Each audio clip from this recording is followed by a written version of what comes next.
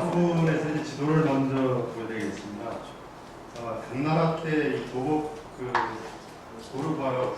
선수를 가는 사람들의 그 행로를 이제 기록하는 행로를 보고 계시는데요. 그거 몇 장에 있을까 보시겠습니다. 이것도 이제 왕후 천추국전의 이 여정인데요. 지도마다 약간씩의 차이가 좀 있습니다. 그것은 이제 그 당시에 다녔던 지리를 이렇게 현대 와가지고 비교하는 과정에 약간 차이가 있을 수 있는데요. 이것도 있고요. 그래서 이걸 중심으로 해서 보면은 해초 스님은 원래 들어갈 때는 이제 이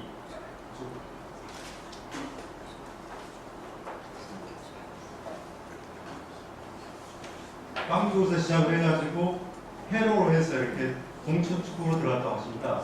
그리고 여기서 이제 행로가 이렇게 쭉 나오는데요. 이렇게 해서 왕후 천축국전의 이제 기록은 여기서 시작해가지고 이 카사르 원기구에서 끝납니다.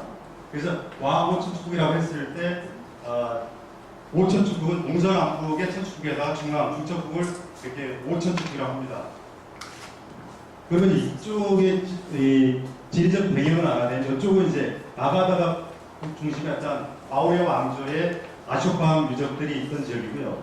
이쪽은 이제 푸시안 왕조의 카니시카 대왕의 대승불법을 지원했던 그런 대승불교 유적지가 많이 있던 지역이고요. 이쪽은 이제 대식국이라고 해가지고 아라비아 왕조의 마호메트가 이슬람 통일을 하고서 이쪽으로 이제 진격을 하죠. 그래서 동진했다고 하죠. 그래서 이제 아라비아의 이슬람 문화가 있던 지역이고요. 이쪽은 이제 각 나라에서 돌고골이 망해가지고 동독을 무너지고 서돌고골 지역의 영향하에 있던 이쪽 투르크의 영향권에 있던 거고요. 이쪽 일본은 이제 토원의 영향에 있던 그런 지역의 이제 시대 상황이 그렇습니다. 그리고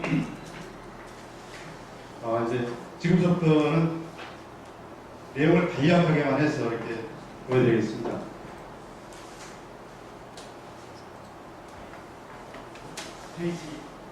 다음 페이지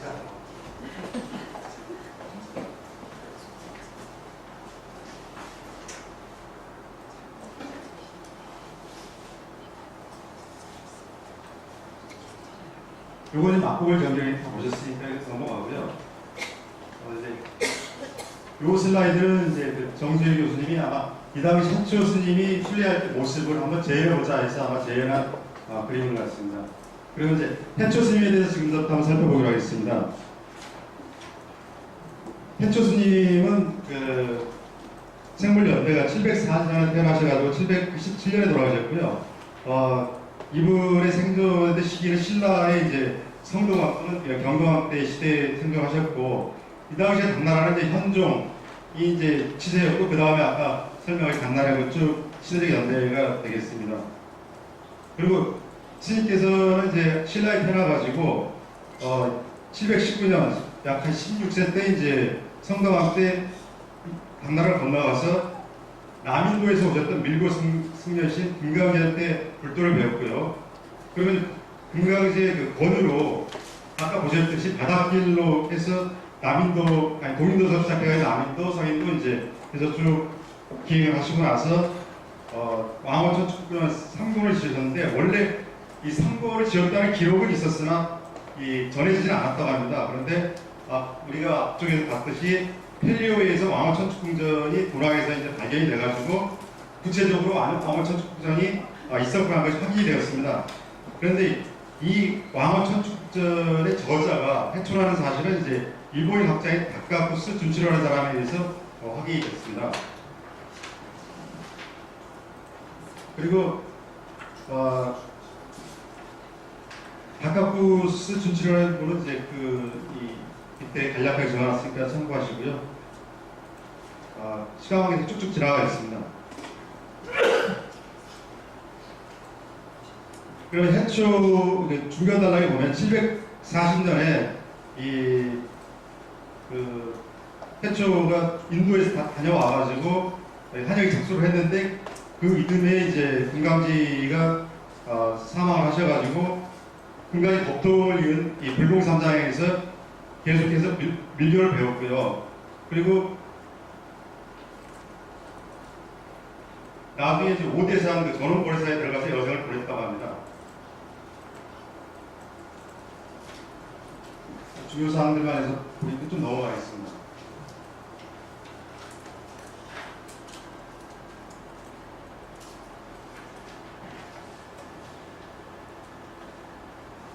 그래서 두 번째 단락에 보면은 이제 이 광어천 축구의 기록은 대부분 직접 목격한 것이지만은 일부는 이제 본인이 수행하면서 들은 것들을 기록한 내용이 있다고 하고요. 그리고 그 내용의 전반적인 부분은 이제 왕성의 치소라든가 그다음에 규모, 그리고 이제 이 기후, 특산물, 의복, 종교, 특히 이제 이 불교에 관한 사항들인데 대승법과 소승법에 관한 사항들을 이제 자세히 기록하고 있다고 하고요.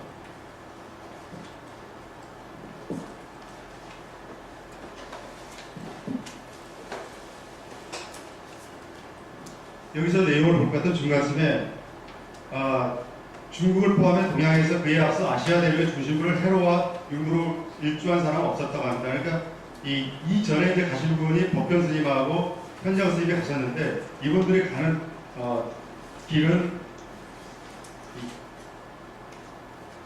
법변 스님은 융로로 가셨고 현장 스님도 융로로 가셨고 의정 스님이 이제 달리 가셨는데 해초 스님처럼 해로로 갔다가 융로에 돌아오신 분은 없다고 합니다.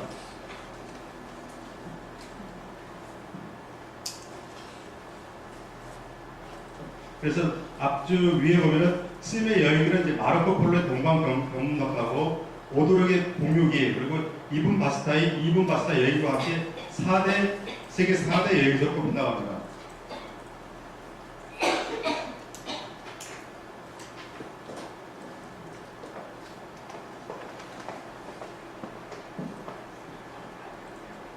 내용이 중복되니까 좀 뒷부분에 더 자세하게 보겠습니다. 자, 왕어천 축전에 대해서 이제 살펴보면은 위키백과에 들어가 있는 내용이 왕어천 해초 스님의 전기와 같이 맞물려 있는데요. 맨 마지막에 두 번째 단락에 보면은 현재 이 발견된 그 왕어천 축국은 국제는 필사본인데 원래 발견된 당시에 책명도 저장은 떨어져 있어가지고 글자들이 결락돼 있다 없었다는 얘기입니다.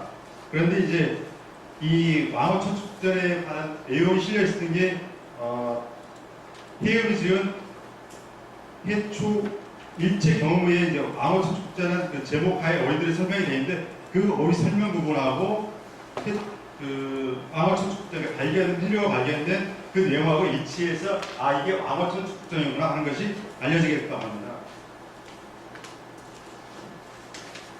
그래서 그 다음 페이지에 보면은 이 행로가 나와 있는데요. 행로가 인도의 페샤라고 에서 시작해서 귀신나고 그리고 쭉 지나가서 이제 중척구 남천축구 해서 쭉 지나갑니다. 그래서 대발구 그 밑에 호구에서 당나라 총령지에 도착을 하고 총령 지나서 푸차 엄기에서 이제 끝나게 됩니다. 그리고 이 지명들은 현대에서 봤을 때 약간의 그 차이가 있어가지고 비정한다고 그러죠. 그래서 대조를 하고 있지만은 정확하지는 않다고 하는데 대체로 아까 살펴본 행로가 그 일정 경로가 아닌가 합니다.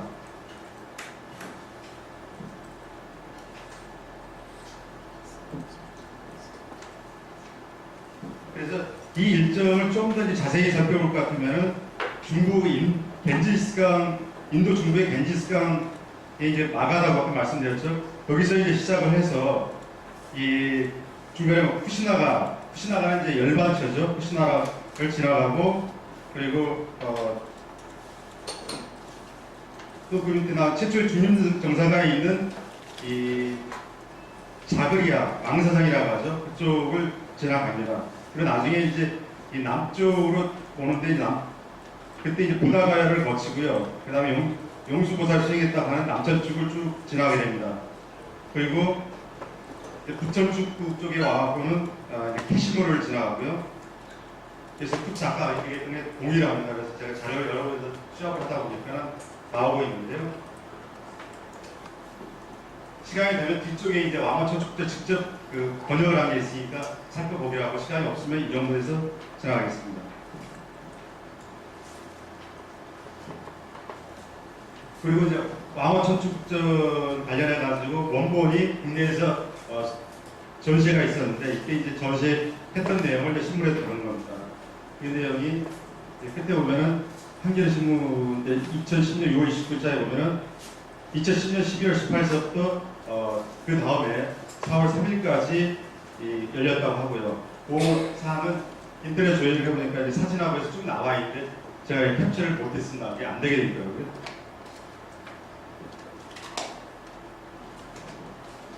해초 스님을 이제 이해하기 위해서는 밀교를 이해해야 되는데, 밀교에 대해서 이제 설명하려면 해초 스님이 밀교를 사사한 이 금강지서부터 좀 파악을 해야 됩니다. 그럼 금강지는 인도의 스님으로서 이제 중국에 와가지고 밀교를 개조한, 그러니까 개창을 했다고 하신 스님이시고, 출생년도는 이제 671년에 출생하셔가지고 741년에 이제 입장하셨다고 하고요. 인도 중부에서 태어나가지고 10살 때 이제 나란타다에서 수학을 하시고 6년 동안 대승이라든가 소승률 공부를 하신 다음에 다시 아마 용지스님에 가서 밀교를 별도로 배웠다고 합니다. 그러니까 먼저 소승, 대승을 공부하고 나서 밀교를 이제 배우고 중국에 와서 이제 밀교를 포교를 했다고 하는 내용이 들어가 있습니다. 그리고 밀교를 포기하는 과정에서 이제 이 제자, 그러니까 불공의 해초 스님이 있는데, 불공 같은 경우는 이제 인도에로 같이 들어온 제자입니다. 불공을 살펴보면 불공은 금강지의 이제 제자이고, 이분은 이제 이 신론에서 태어났다고 하는데 일설에 이제 북인도 출생이라고 하기도 하고요. 그리고 나중에 해초 스님이 이제 금강계 때 사사를 하다가 금강계 입자 후에 불공돼서 이제 사사를 하죠, 밀교를. 그 관련된 내용이 들어가 있습니다.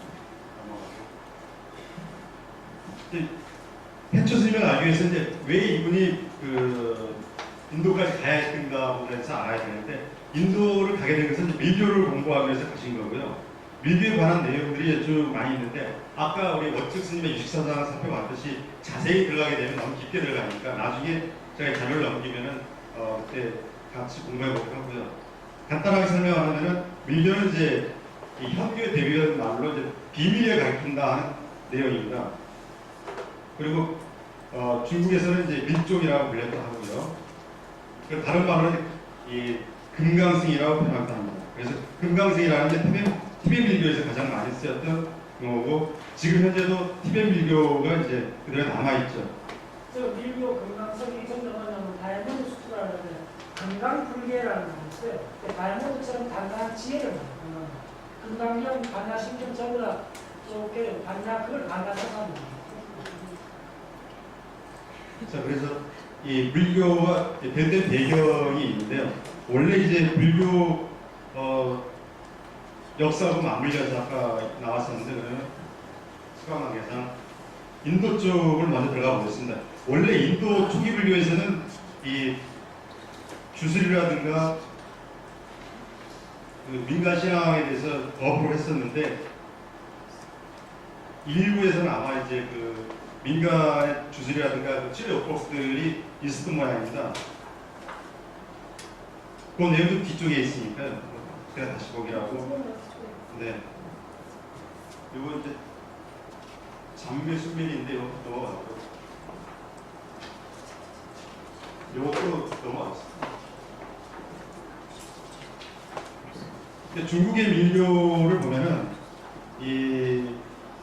아까 이제 나왔던 그 금강지와 또 한 분이 이제 나오는데 성무회라고 밀교 승려가 들어와서 이 당현종 당시에 이제 밀교를 전하면서, 이때 이 밀교의 그 소교는 경자의 여건과 같이 연결되어 있는데, 그 번역한 것이 이제 대인경이 있고요. 그 다음에 금강지가 이제 하게 된 게 금강정경 순경이라는 금강정경 계통의 이제 경전을 번역을 해서 이게 밀교를 포개하게 됩니다.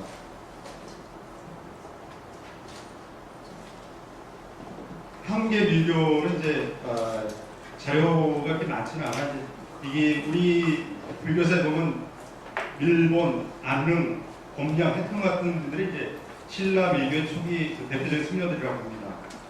그 고려 때는 이제 밀교가 상당히 이 영향을 발휘하게 되는데 대표적인 게 연등의 행사가 팔관의 행사가 그 대표적인 거라고 할 수 있겠습니다. 그리고 조선시대에 들어와가지고도 이 불교를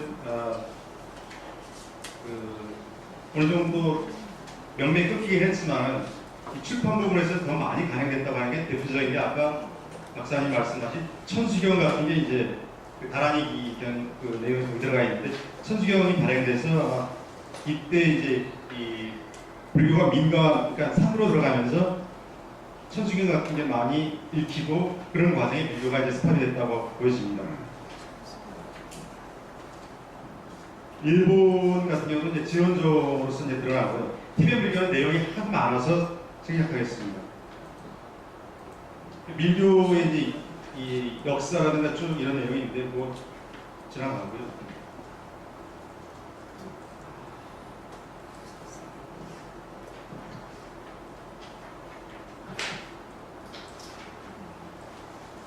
이것도 밀교 쪽은 그냥 지나가겠습니다. 네, 경고만 조금만 더 하고 끝내겠습니다.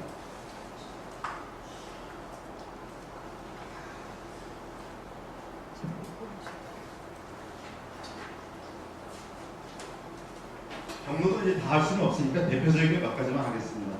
그러니까 이게 지금 실려있는 원문 번역 부분인데요. 쿠시나가라라고 하는 것은 이제 저희가 알고 있게 부처님이 열반처라고 하죠. 그래서 가서 이제 보니까 성 황폐화되어 있고 사람이라고 살지 않는다. 부처님이 열반드신 곳에 탑을 세웠는데 거기 한 성사가 그곳을 청소하고 있었다. 그래서 본인이 빌렸을 당시의 상황을 이제 설명.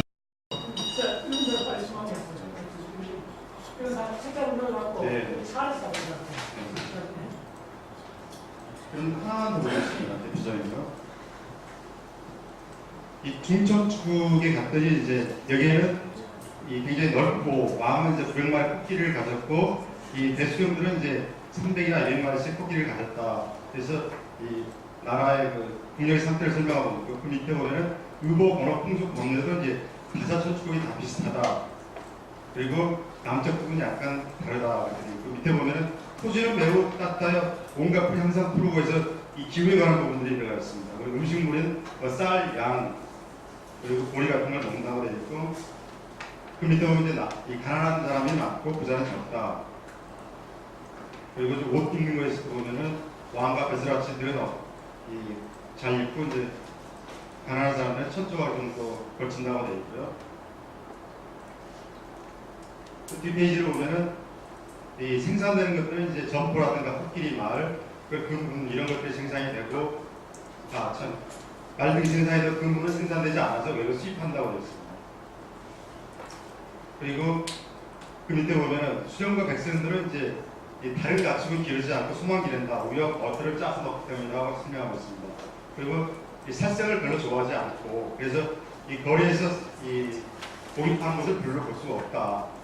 그리고 이 중천축국에서는 대승불교와 세승불교와 소승불교 같이 해주고 있다고 설명을 하고 있는데 다른 나라에서 보면은 이제 이렇게 소승과 대승이 같이 해주는 경우도 있고 대승불교가 행해주는 경우도 있고 소승불교가 행해주는 경우도 있고 그래서 나눠서 설명되고 있습니다. 그래서 기록 내용 이런 것도 있기 때문에 나중에 이제 저희 가면서 책자화 되면 참고해 보시면 감사합니다.